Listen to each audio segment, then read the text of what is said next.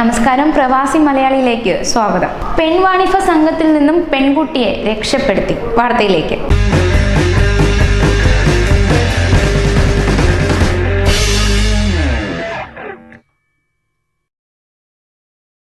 വിദേശത്ത് നിന്ന് പെൺകുട്ടിയെ കൊണ്ടുവന്ന് പെൺവാണിഭ സംഘത്തിന് കൈമാറിയ ആൾക്ക് 10 വർഷം തടവ്.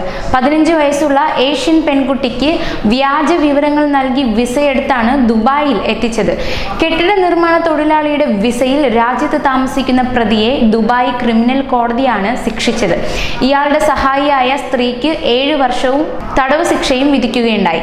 15 വയസ്സുള്ള ഏഷ്യൻ പെൺകുട്ടിക്ക് വ്യാജ വിവരങ്ങൾ നൽകി വിസയെടുത്തെന്ന് അന്വേഷണത്തിൽ കണ്ടെത്തുകയുണ്ടായി.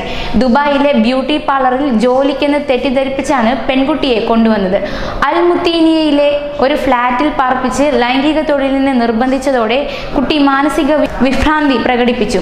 പ്രായപൂർത്തിയാകാത്ത പെൺകുട്ടിയെ പീഡിപ്പിക്കുന്നതായി വിവരം കിട്ടിയ ദുബായ് പോലീസ് കെട്ടിടം വളയുകയായിരുന്നു. കുട്ടിയുടെ ഒപ്പമുണ്ടായിരുന്ന സ്ത്രീയെ ചോദ്യം ചെയ്തപ്പോൾ പരസ്പര വിരുദ്ധമായ മറുപടിയാണ് കിട്ടിയത്. പെൺകുട്ടിയെ കൊണ്ടുവരാൻ ചെലവഴിച്ച 10,000 ദിർഹം തിരിച്ചു കിട്ടാൻ മർദ്ദിച്ചിരുന്നതായി സമ്മതിക്കുകയുണ്ടായി.